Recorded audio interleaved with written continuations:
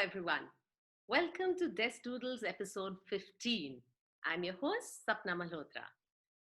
Imagine when you were a little kid.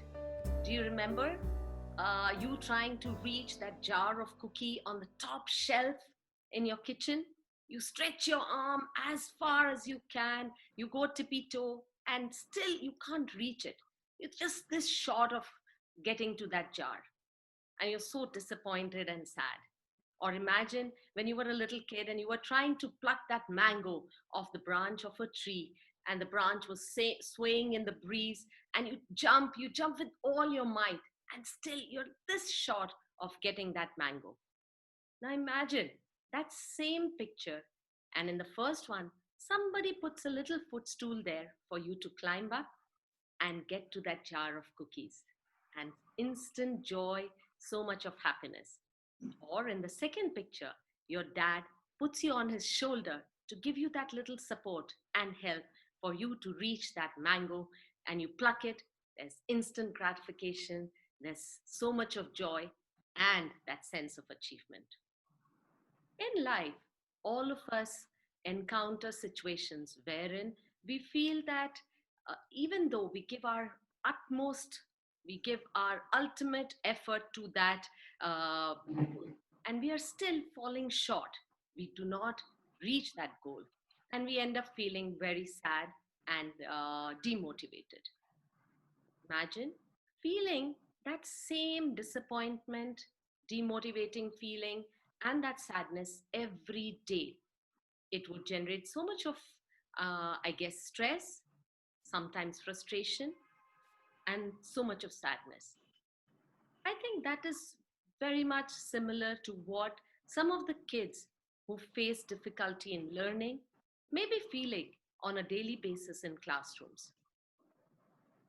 And it's a relief to know that there are people around us who can lend them that little shoulder for them to get that support to reach their goal. They can lend them that little footstool to climb up and achieve that goal and be happier children.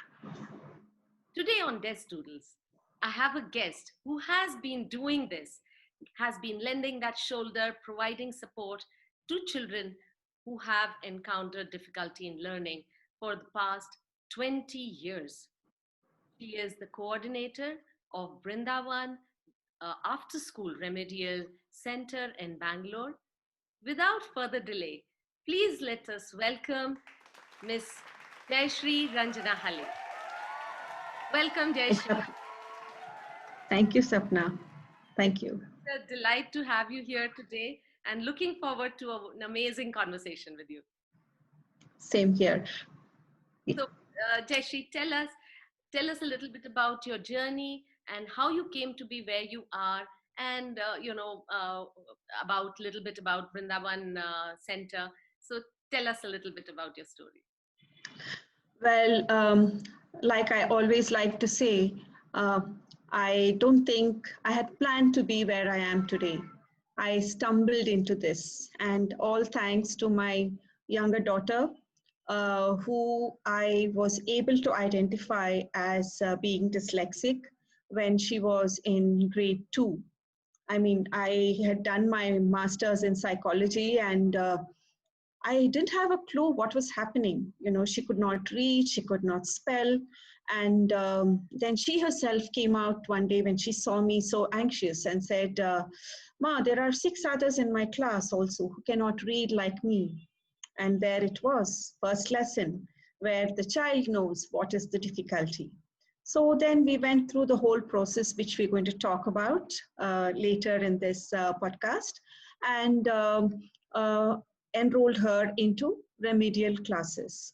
So then I ended up working with the resource room in the Valley School, Bangalore, where she was studying as a special educator. So I literally dived into the field.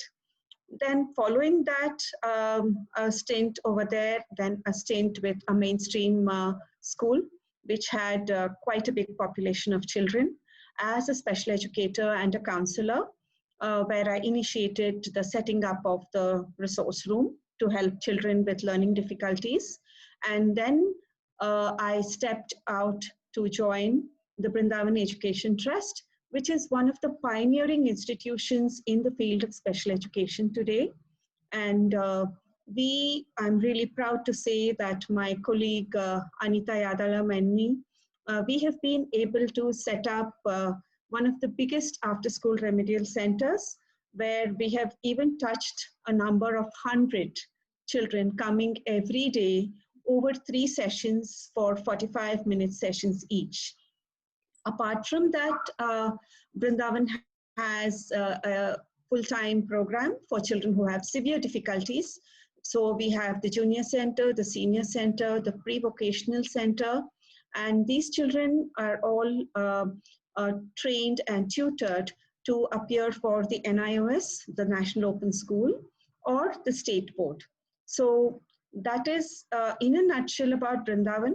And later on, I think from 2010, we have started the teacher training program, the diploma in understanding the child with special needs.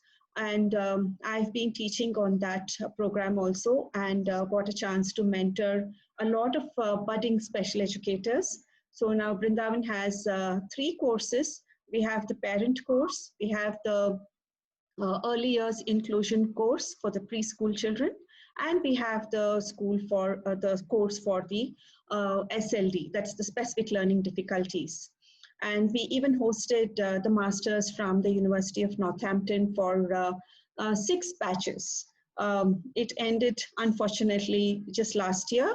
So we have had about 75 master's graduates, all specialized in special and inclusive education, and 6 PhDs, out of which 2 have already got their doctorates just this month. So Brindavan is really there, happening. And that's where I am today. Absolutely amazing, Jayashree. And to hear that where you are is all because of your own daughter, and such a proud feeling for you as well, because you were there to help her, and now you're helping so many children, get that support and get that help. So amazing journey, amazing experience. So, Jayashree, let me put the big question today that I want to first share, ask you, is that what is that right time for remedial education? What is that right time to put children through that remedial intervention? And or is there something like that? Is there a right time that needs to be put? Well, I'd say the right time is right when you see the problem. And I would use the dictum of prevention is better than cure, because the cure is very difficult, meaning some children exhibit some signs of learning difficulties when they are 3, when they are 4, and so on. Late onset of speech is one very marked red flag that we need to look out for. So when we see children who are having difficulty in speaking, in coordination, movement, in being able to respond to cues, or initiate conversations, play with other children, then I would say that it is better to make sure that you do whatever is needed for these children, because we have regularly seen that when a child between the ages of 3 to 7 shows any signs, there's like whole checklists which are there, where you can look up and see what is the situation or the present level of that child. Then immediately it is better to start remedial intervention. In this case, we would say early intervention, and start the remediation process, because the child is still very small, and you can mold the child, or you can help the child to imbibe certain processes which become difficult to do when the child is much older later on. So we would call these children at risk, in inverted commas, I would say, at risk for developing specific learning difficulties. So there is also less curriculum there. And of course, this developmental period below the age of 7 is one where you see a lot of rapid changes happening in children. And though we do have the milestones, they are not fixed because each child would move at his or her own pace. And sometimes children move very slowly with some of the milestones, and some move quite fast with some. So there is a scatter in the development of children. So we cannot like pinpoint and say just because the child didn't do this at this age, the child has a problem. So some children take a little time, but we cannot sit back very complacent and say, okay, you know, in my house, everybody spoke late. So it's okay if the child doesn't speak, even if the child is 5 years old. No, that's not happening. So those are things that we have to keep in mind. So the earlier, the better, because once a child goes into say first grade, second grade, where nowadays we have such a lot of curriculum, the movement is like, you know, walking with your feet in two carts. You know, you're standing on two things. One is the remedial intervention, and the other one is the curriculum. And both cannot move at the same pace. And what will happen if it doesn't move at the same pace? You'll fall. So the earlier, the better. When there is no curriculum, then you know you can really make headway with the child. But it's okay even if you've missed that early intervention window. It is still not too late, because we even get children who are in ninth grade at times coming in for the first time. So there is never any like what is the best time, but I would say the earlier the better. Early intervention is the key to a good prognosis for the child to, you know, move ahead with all the skills. And I think I gather that from what you're saying, that even if it might not have manifested itself in a big way, even those small little things should be picked up, should be, made sure that you are noticing those, and that could help in the diagnosis later, that could help in the evaluation of that child later. And I mean, Definitely. yeah. So the parents, and I feel that even if the child is going to a play school, and as teachers, as whatever grade you are teaching, even if you're with the absolute babies, then every teacher, every person who's in close proximity to children should always just be aware that maybe this was not really, something that happens at this age, or maybe this needs to happen at this age, those kind of things. Definitely, the parents, the children, whoever are the stakeholders in the child's life are the ones who will be able to spot. See, in my case, the school did not really think there was anything radically wrong with my daughter. You know, they said, no, no, she's in her own world, you know, let her, come out of it and all. But I had this gut feeling that something isn't right, you know, so that is when I took the initiative. So we have a mixture, sometimes referred by the school, sometimes the parent notices, sometimes maybe the art teacher, if the child is going to an art class, notices and says, no, I think you need to go and do that. So, you know, there are things like speech is not very clear, or the child is having confusion with B and D, you know, reversal of different letters, and so, you know, those not able to grip a pencil properly, even at the age of 6. I'm saying 6 because nowadays children are pushed into doing all the things that they're not ready for in the name of education. Okay, like right from 3 years old, you'll see them. Of course, Montessori is a different system where everything is done in a very methodical manner where the child is not stressed. But in the regular, play school and, you know, mainstream where you say, okay, this is what the child has to be able to do, then, you know, it's not the fault of the child, it's the fault of the system. The system is what needs to be looked at over there. Absolutely. That I think if every little sign needs to be looked into. And so when we are talking about all of this, let me ask you one thing, Jayashree. What do you think is the biggest hurdle that comes in the way of, detection of learning difficulties? Is it to do with at home? Is it to do at school? What is it that, we are not able to catch them young and give them that support that is needed? See, numbers in a particular class, okay, numbers in the classroom is one thing which is very important. Imagine if you have 40 or 50 young ones in one class. If you are not a dedicated teacher who is able to notice and document every child's progress, then you're definitely going to miss out. Then there are instances where the school or the teacher has been very watchful and very alert and found that there is something that is not okay with the child and tells the parent that you do have to go and meet somebody because something's not okay.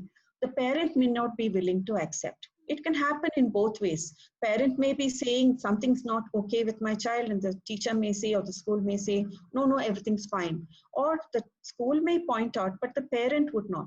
And I have seen, and being a parent myself, what I would say is, acceptance is something that's very difficult for every parent. I would say that, we tend to see our children as extensions of ourselves. And when something is not okay in that extension, then we feel it's reflecting on us. And many times we have parents who come to us and say, you know what, I think I neglected my child. I didn't give proper attention. I was caught up with this. That's why my child has a problem. And being a special educator is a double role. You not only have to work with the child, you have to work with the parent. And I have seen that however difficult, however, in denial the parent is, sticking with the parent, holding the parent, walking with the parent all through, and winning the parent over to your side is what really helps the child to progress. So it's like many times, we say when there are severe signs, there are some children who have ASD, which we call as the autism spectrum disorder, which is a communication disorder, or ADHD, which is attention deficit hyperactivity, which is very, very clear signs. Though, we have to get out of the habit of saying this child is hyperactive. Parents will come and say my child is hyperactive, not knowing what the term implies. So then we say go for a formal assessment. And sometimes for smaller children, when the signs are very clear, we ask them to go for a formal assessment. And or if we have worked with a child for some time based on informal evaluation and we're not able to make a breakthrough, then also we say please go and get an assessment done. And we have places like the NIMHANS Child Guidance Clinic, or we have the CCDD, which is the Center for Child Development and Disabilities, headed by Dr. Nandini Munkur in Malleshwaram, Bangalore. So places like that where they have a whole team which will assist the child on all the parameters and rule out what is not there and help us to identify what we need to work on, because sometimes that's very important and it's needed. So parents will not go for that. And we know that they will come back to us. And sure enough, 3 years later, with magnified, manifold symptoms, difficulties, the child comes back. And it's very sad. I think that is so, in a way, it's very natural, like you said, for parents to accept it in the beginning, because it just feels that, no, I think it's all fine. It's just that, he's been behaving like this, but there's nothing off the charts here. But I guess the earlier the acceptance, the earlier you're able to help that child get that support that is needed. And I think even from the child's perspective, he will be a happier child if, the parents accepted it and not took it upon themselves more of, that it's maybe because of my negligence or something like that, like you mentioned. In fact, I also feel, Jayashree, I wanted to ask, like in India, it's such a, diverse culture we have. We have children growing up speaking so many languages, and they end up learning or educating themselves in a language which is not their mother tongue. Do you think because of all these confusions also, a lot of times children go undiagnosed and it's not caught, these difficulties of learning? See, that's a very debated topic about, the child is not picking up in school because you don't speak English at home. That I don't agree with that, because see, early childhood is the time when a lot of vocabulary development happens. So whether it is English or whether it is Hindi, Telugu, Kannada, whatever language, it's important that the child continues to develop the language. And once the proficiency is there in one language, then automatically you can start to introduce another language. And children are so open to it. We are the ones who restrict them. And nowadays we have parents where they're not able to speak English very well, but they'll still insist on speaking in English to the child. And we feel that I feel that the child has got to be encouraged. See, research has shown that children who are multilingual have more advantages than children who are not multilingual. So if there is an opportunity for the child to develop the vocabulary and be able to communicate in one language properly, then you can introduce it. So if the child is maybe he's about 5 years old, and in the school the concern is that the child is not able to speak in English properly. So now you can the child knows in the mother tongue whatever it is, for for table or door or chair or milk or water, whatever it is. Now start to introduce parallelly the English words for that, so that the child knows what am I asking for. When the child is saying milk and not knowing what milk is, doesn't make sense. But if you say, okay, doodh, and then say doodh means milk, this is another name for it. So that way you can, develop it. Because from the age of 3 upwards, up to 7, the speech language specialist will tell you that the vocabulary increases in thousands. That is why the proper development of speech at the right age is important. Till 2.5, if the child is not speaking 2-letter words, not started speech, whatever, you really have to consult you. And there are a lot of ways in which you can stimulate the speech development, because vocabulary is connected to comprehension, and then comprehension vocabulary will be connected to written expression. So it's all interlinked. And even if the child is learning in a language which is not his mother tongue, so if he's having a problem with that, I'm sure he would be having a problem with his mother tongue as well. The expression or yes. It would manifest in whichever language he is talking in or expressing in. So if talking about that, I just like to add one more thing. See, we very often have children where they are having difficulty not only in English, but in the second language and the third language. And the parents are very concerned and they say, why don't you people teach English and Hindi and Kannada also? So we tell them that no, we would focus on the medium of instruction, which is English, and then we would look at if it's possible for that. But there are cases where some children are very good with second and third language in terms of spelling and reading, because those languages are very straightforward and phonetic. Key is key wherever you see, unlike English where PUT is put and BUT is but. So it's the language that is the issue also. Right. So you were mentioning earlier also for evaluation of students, if we talk about only that part. So as parent, do you need to go to specific clinics only to get your child evaluated and get assessments done, or your educator or the special educator that your child is getting help from, is it okay to get assessments done from them also? First we talk about identification. That is, there are certain benchmarks which all special educators have and which all mainstream teachers should have, according to me.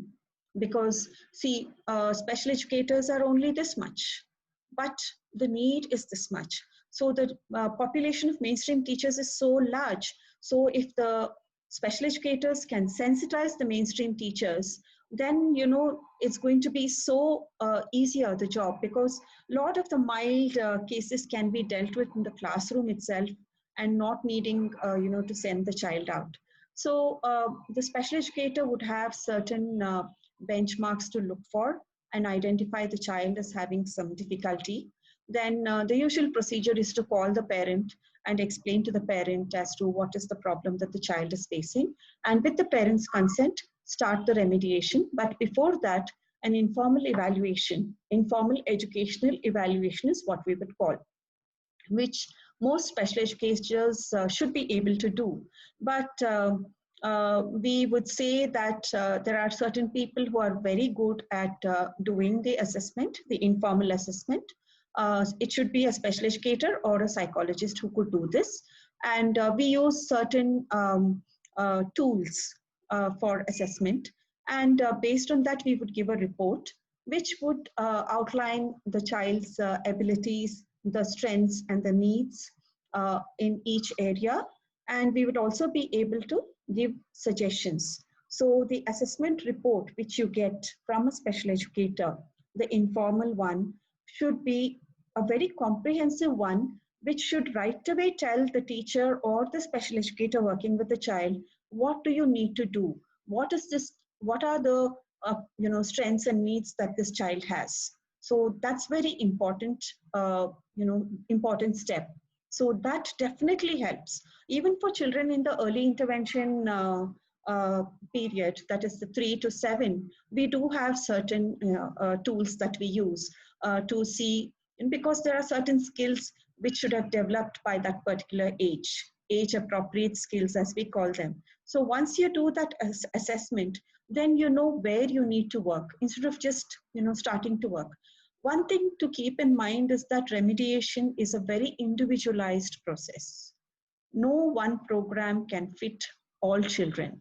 Each child, even if the children are working in small groups of maybe 2 or 3, as we recommend, because it's like the remedial session is a micro session and the classroom is a macro session.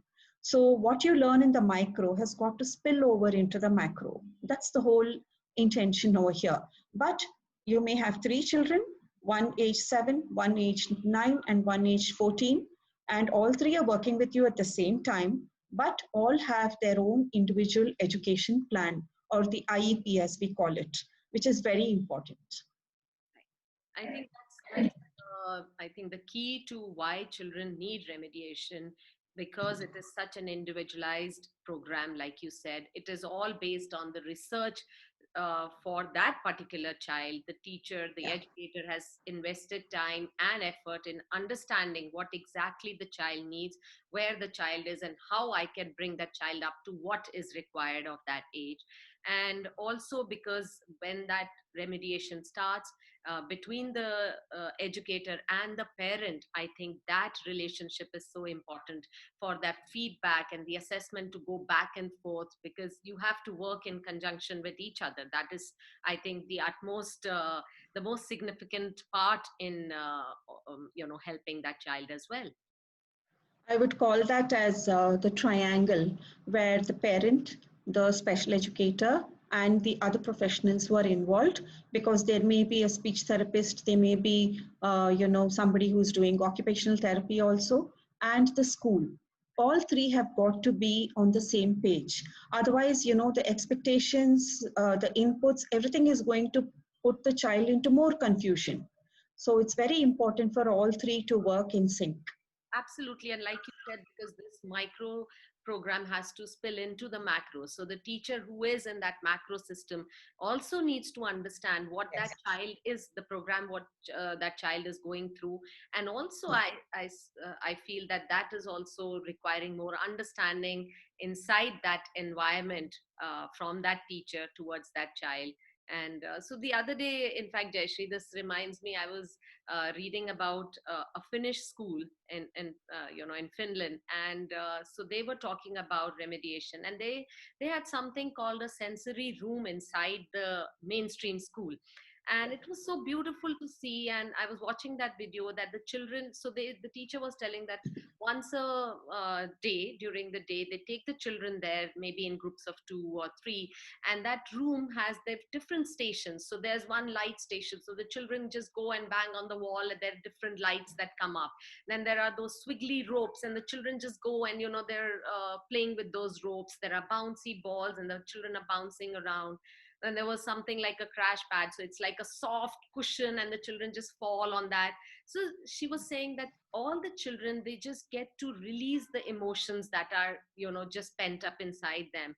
And once they do that, once they come to terms with that, and the whole mind and body coordination is in sync, and then they come back to the classroom and they have so much of focus, and they're able to give their utmost focus to that, whatever the teacher is teaching. And I found that was such a wonderful way of bringing the whole thing together inside a mainstream school itself.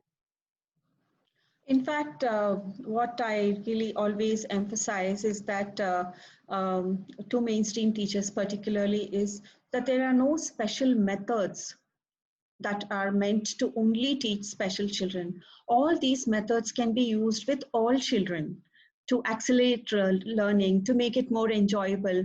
I remember, when I was working in the Valley, and we would have children coming past and saying, when is my turn going to come? Because I said, why do you want to come? And they would say, you do such fun things. I also want to come there. So children have no inhibitions and no, things like, okay, I shouldn't go there, I shouldn't go here, and so on. And when you make worksheets and all that, children who are neurotypical, who are supposedly neurotypical, because I feel that all children have some areas which are not as strong as the other areas, they also enjoy these. So, like the example that you gave, imagine if all children started doing all of these from the beginning, so many of the children with mild and even some with moderate issues would all be taken care of. So that's how we would want an inclusive, education environment to be. And I think also, I really love the part that, it wasn't like there was a name tag given to one or two or three or four children. It was like everybody going in groups of 3, 4, and then coming back. So Right. it's like everybody's going. There wasn't a spotlight on, few children. And sometimes I think those name tags that the children get, oh, that kid is going through, because children are not, they're not born like that. And once we start giving those tags, then it starts growing in their mind. Oh, maybe he's different because he's going for that class. But otherwise, if you send all children like that, they will be happy to have one-on-one conversation with their teacher, sitting next to their Yes. teacher, and talking, because that's what children love doing. Of course, that's bonding with the teacher is so important. And it's a very therapeutic process. Takes care of a lot of things. Yeah. Correct, correct. So, moving forward from there, Jayashree, like you mentioned, that there are special clinics that and organizations that can assess children. Now, the assessment diagnosis is one part of it. We need it because there is something called exemptions available for children who are having difficulty with learning. And I would like you to share with us and please inform us a little bit what all is available for children out there. Um, when we see that there are children who are having difficulties with learning, when we talk about difficulties with learning difficulties or LD or specific learning difficulties, because the difficulty is specific to a particular area, that's why it's called as SLD or specific learning difficulties. We do the informal assessment and we start working with the children. Or sometimes many children who are maybe mild and some who are quite severe also, they sort of slip through the net and are not identified. So when the child is identified and then the child moves up into higher grades, certain subjects start to become difficult. Now, before going on, I'd like to clarify what we do in remediation. So we work on the basic skill areas, which are the basic skills that are needed to tackle any subject. Now, when there is a parent who comes to me the first time and says, okay, this is like tuition. I say, no, this is not a tuition because we would not be doing all the school lessons. So the example I give them is in order to be able to run, you have to be able to walk, right? You have to know how to walk. So here you have to be able to read, spell, write, calculate, comprehend, speak, understand what somebody tells you, follow instructions. All of these are needed in order to tackle the curriculum, right? So, for instance, we have sight words. And sight words, we have about 220 words, which form almost half the content of any given reading matter. And if the child is proficient with sight words, then half the job is finished there. So what we do is we work on the basic skill areas of these: reading, writing, spelling, written expression, handwriting, math, and so on, so that um, whatever the child doesn't know, the gaps are being filled, so whatever is happening in the classroom starts to make sense. Now, despite doing this, there are some children who are not at grade level, or in some areas they need some concessions, some accommodations, as we call it, and some exemptions. Now, for instance, if there's a severe difficulty with language, one language, then the child would need an exemption from second and third language, because so the child would drop Hindi and Kannada if it is second and third language, and because that would take away the pressure from the core subjects. But of course, we would encourage the child to go for the classes so that orally the child wouldn't have a problem with picking up the language orally. Maybe reading, writing, spelling would be difficult. So all the different boards have different exemptions that they allow. But before you do that, you need to have a formal assessment if you need to avail of the exemptions and accommodations. Now, each board has got different agencies or organizations which they recognize. Now, for the state board, you have the NIMHANS Child Guidance Clinic. That's one in Bangalore. Whatever I'm saying now is all specific to Bangalore. So I'm sure that in other cities also there would be something like this. So we have in Mysore, we have the All India Institute of Speech and Hearing. They also do the assessments. Then the Victoria Hospital and the Malleshwaram Dyslexia Association. These are the main agencies for the state board. So I'll first mention all the agencies for each board, and then I'll go on to tell you what are the exemptions that are allowed. Oh, is that right? Then for the ICSC, we have the Spastic Society of Karnataka and the NIMHANS. Both those reports are accepted by the ICSC board. And for the CBSE, it's the Spastic Society of Karnataka again, and St. John's Hospital, the psychiatry department there, or any registered psychologist, meaning somebody who has a registration with the RCI or the Rehabilitation Council of India. They, like doctors have their medical association number, the RCI number has got to be there. Then for the National Open School, it is the All India Institute of Speech and Hearing, which they accept. And for the IGCSE and the IB, they would accept reports from any registered or RCI registered psychologist, and the school would directly, talk to the board. Now, the first thing that is needed is what age do you start this formal assessment?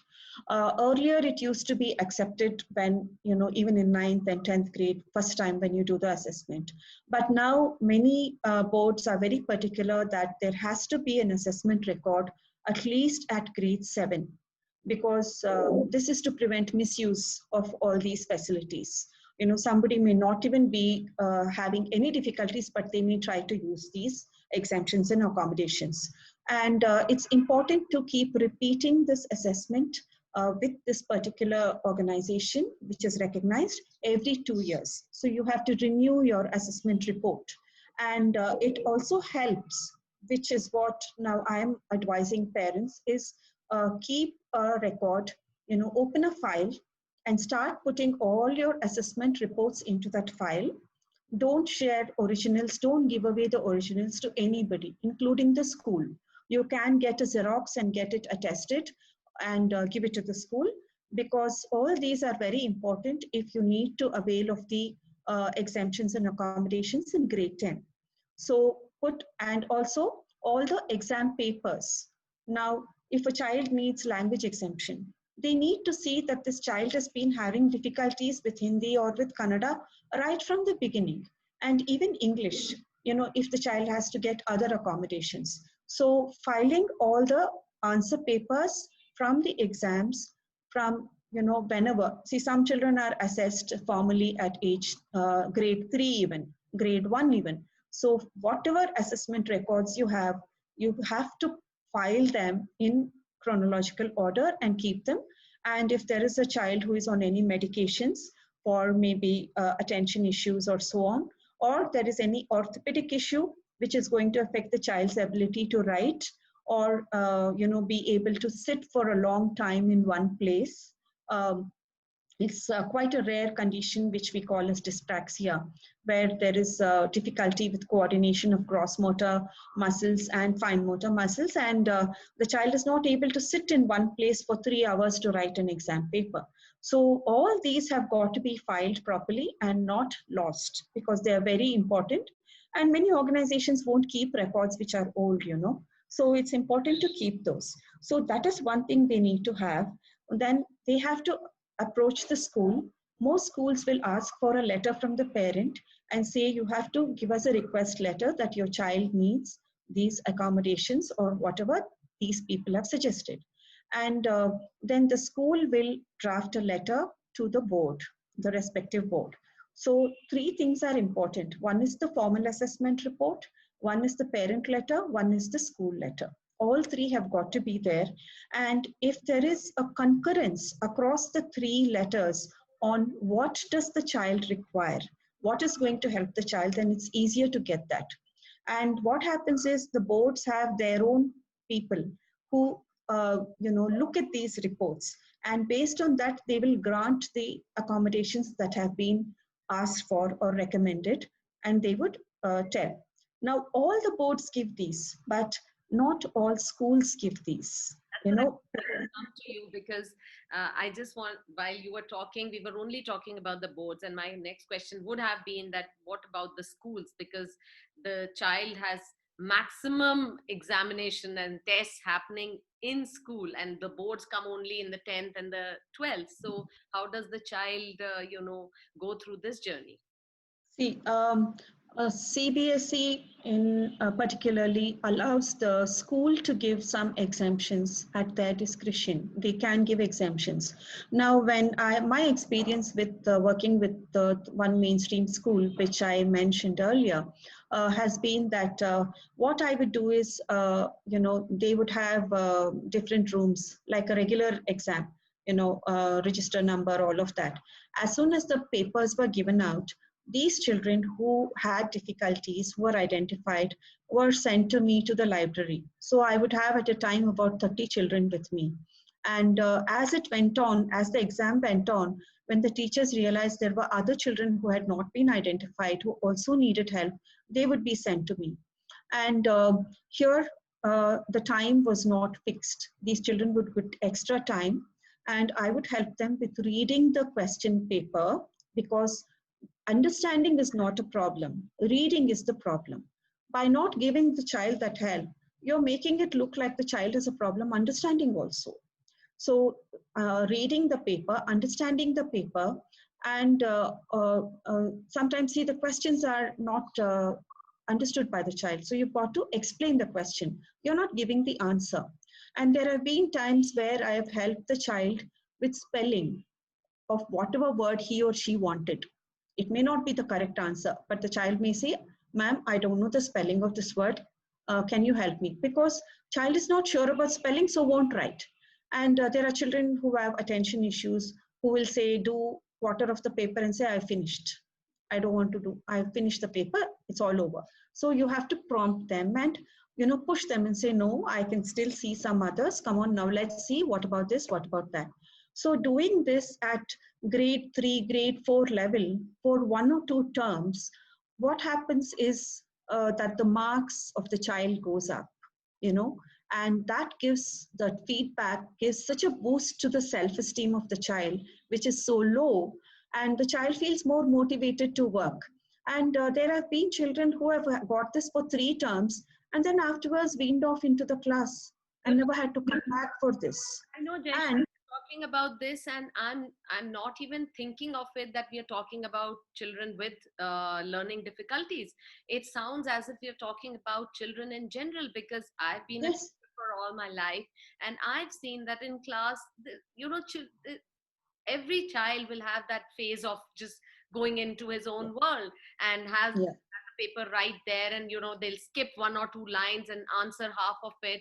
And also, I think having lesser number of children in class, having yeah, teachers who are more committed to trying to understand what the children need. And how does it matter if we are going to explain the question in general to everyone, or just read yeah, it out and say, darling, just see, you missed out something yes. over here. And children can just get up and ask, ma'am, what is the spelling of this, and we tell them there.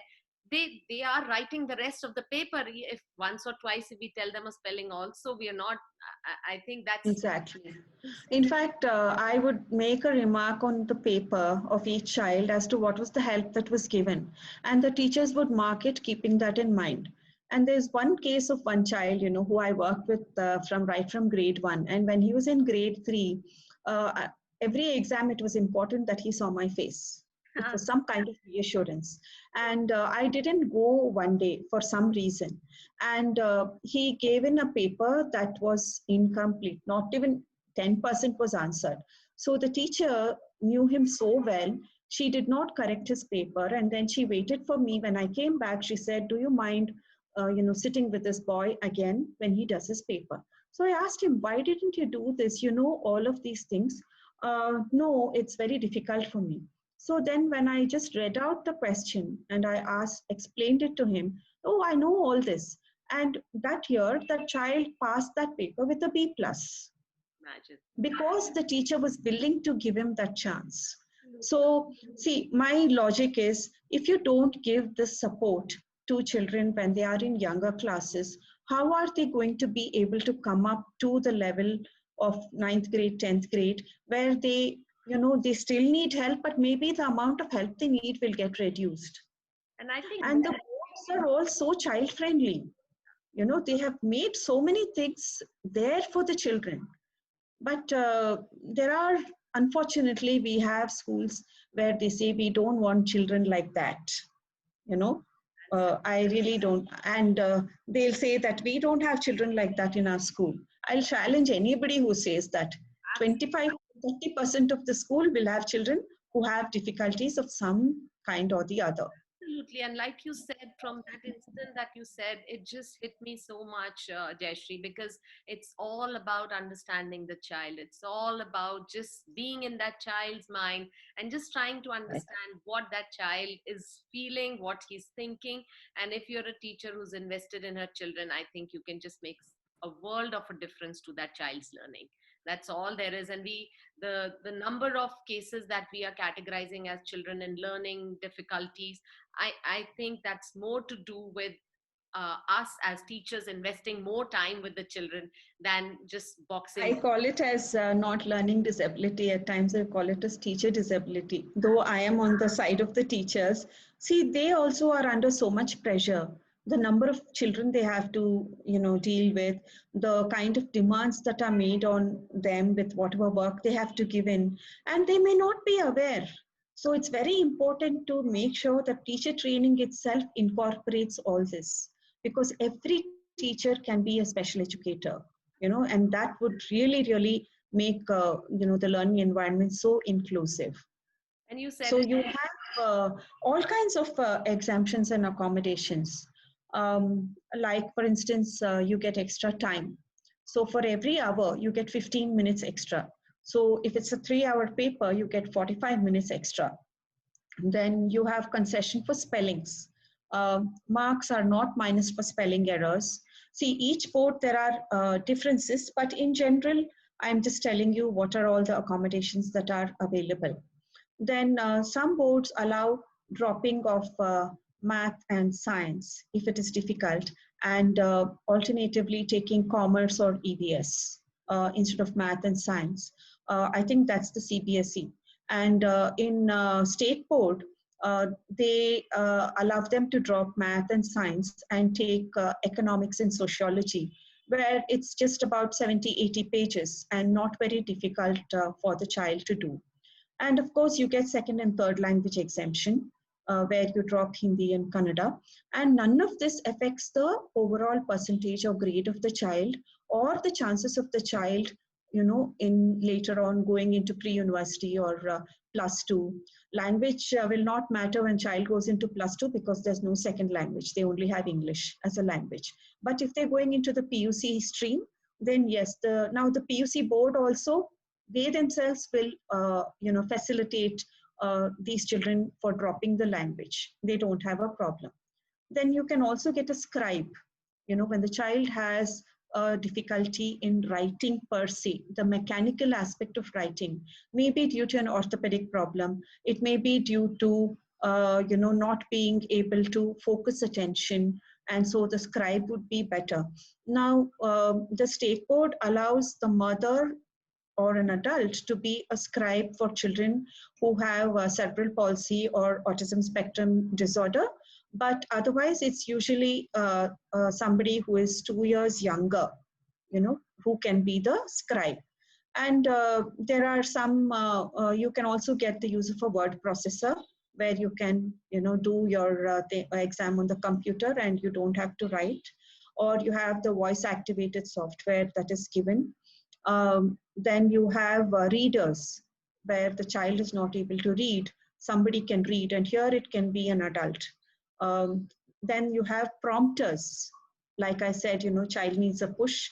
So you have prompters where the children can be prompted to go on and do. And also they give a 10-minute break every hour. In fact, this 10-minute break or whatever movement is allowed, because I remember when I was working in the Valley, and I used to go for the invigilation of, the exams. And we had one boy who was dyspraxic and, who did have difficulty with gross motor movement, sitting in one place for a long time and so on. He was allowed to get up and move, down the passage for every time he felt the need to, without making sure he doesn't disturb others. Children are allowed to use the loo, go for, otherwise, you're not even allowed to go because, okay, you may be copying, you may be getting chits or whatever, all those kind. There are people who do misuse all of these facilities, but all those are given. And calculators also for children who are dyscalculic. They give a simple calculator which does only the 4 basic functions of addition, subtraction, multiplication, division. But now the state board gives, but with CBSE, ICSE, it's a little difficult to get that. You really have to be able to provide the proper documentation and evidence. That is very important. And doing all this at the right time is also important. Last minute, if you go and ask, no board will give you. So the ICSE, CBSE all register in 9th for the exam. So they would prefer to have it then, though they do make exemptions if, in some cases. But otherwise, you cannot go at least 6 months, 8 months before, I would say, to be on the safer side. You should have all your paperwork done and send it in, and then you get the, whatever you need to get, you get. And the board has its own way of identifying these children also. The papers are bundled separately and sent, and, so many other things they do. And in the marks card, that subject doesn't have marks. It doesn't say anything else, because there are parents have all these concerns, and sometimes when children are that old, 16, 17, they also have their concerns. So you have to be able to address all of that. But I would say that there are a lot of supports. We have to use them, and we have to make it available. Such a comprehensive outline of everything, Jayashree. And I think from what you've told us, I think for every parent who's out there, who's listening today, the first thing that, like you suggested, that everybody needs to understand what is the need of that child, what the diagnosis needs to be done on time, the assessments need to be done on time. You need to go to the right clinics or the right health department where you need to certification done. There is a particular timeline that is needed, because there is so much out there that can help the children and give them that kind of confidence that yes, you did it. I mean, there's something holding them back, and there is so much that the government is providing, the boards are providing, the schools are providing. It's all about, I think, understanding it, I think voicing your opinion, going forward and taking your child to get that help that is available there. So when we talk about all of this, Jay, I'm sure at this time of pandemic, your children, you're not able to be with your children. So has technology helped you, reach your children? How are you working with that? We are working with online sessions, Zoom. There are other tools which people are using, Google Classroom, and so many others that people are using. We are using Zoom, and what we do is we get all the children to come together, log in at one time, so that they see each other. Because many of the children don't see their friends, and they really look forward to it. And it's quite informal. We are very informal, at least. And a whole lot of shouting and saying hi, bye, and there's that, where did you go, why didn't you come, and how was Diwali and all that. And then we have breakout rooms. So we assign the teachers and the children into the breakout rooms. And the teachers, initially it was quite challenging for our team, because well, your use of computers is limited to browsing the net, or downloading stuff, and emailing and so on. And some of them not even that. Especially making worksheets and all that is all handwritten. But what we have found is not only the teachers, the children have been responding so well. But it's like you have access to a lot of material now which you couldn't access before. I would say that's the plus point. Of course, the personal touch is missing. See, for these children, many children like to be patted on the back, like to be, that personal connection is what is not there. But it's still better than nothing, I would say. And I think this technology is there to stay, because given Bangalore traffic, we come across times where we have children coming from some far off area where we can't even put them on to somebody close by, because that is something that we are very particular about. If you're coming from very far off, no, we will not enroll your child. We will try and find somebody who is closer to you, because it's not a matter of one day. And if things get difficult, there are very, very clear chances the parent will give up the remedial sessions. So we don't want that to happen, because sustaining it consistently is what is very important. So with the technology, we are able to keep in touch with the child. And sometimes if the child is upset, okay, no work on that day, whatever we've planned, it would be talking, it would be doing other things. But somewhere down the line, after working for 6-7 months now, we are noticing that with some children, fatigue for the screen is setting in. Screen fatigue is setting in. And I think it's also to do with how some schools, the duration, it's quite a long day for some children. And shorter sessions with breaks in between would help a lot. And our sessions are all 45 minutes to an hour.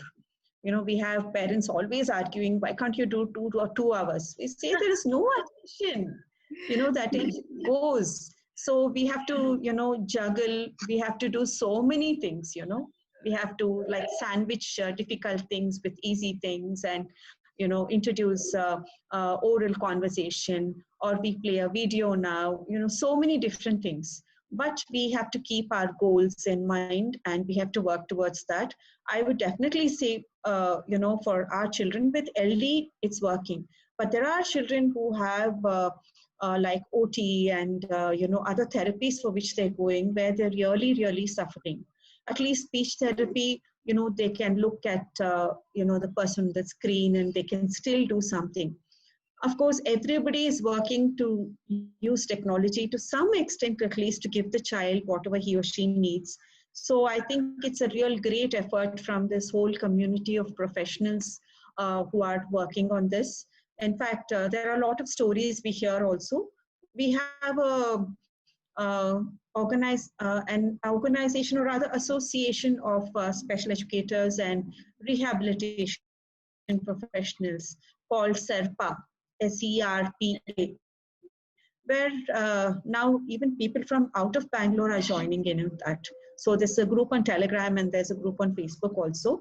And of course, Brindavan, you will find the page on Facebook, and our website is also there where you will get a lot of information.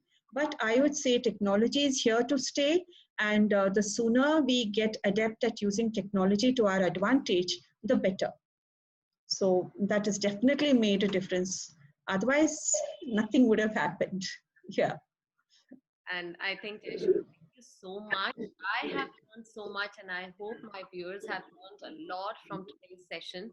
And in the end, I think if I had to sum it up, I would just say that uh, parents just don't let those little things go unnoticed. Take notice of them. Get the children the help, because there is so much that is available. Let the child, lead a very enriched, very fulfilling, happy life, because all the teachers, like Jayashree is right here, there are so many more out there to give them that support and help that is needed by them. Jayashree, would you like to give a last message to our viewers, please? Well, I would say parents are everything. Parents are the whole backbone to this whole movement of so each parent can be an advocate for his or her own child. Fight for your child's rights and accept your child for whatever he or she has, and then look at how you can build on those strengths, because nothing is static, everything is dynamic, and what was difficult today may not be difficult tomorrow. And I'm telling you this from personal experience. See, hiccups will be there all along. Even when your child is an adult, there will be hiccups. Which child doesn't have hiccups? Not just children with difficulties. Every child has difficulties of some kind. But you have to be there for your child. Accept your child, be there for your child, and walk with your child. So you are the best advocate for your child. Absolutely. Wonderful, Jayashree. Thank you so much for being with us on our podcast, and wishing you all the best with all your children and the work that you're doing. So proud of that, and thanks once again. Thank you, Sapna.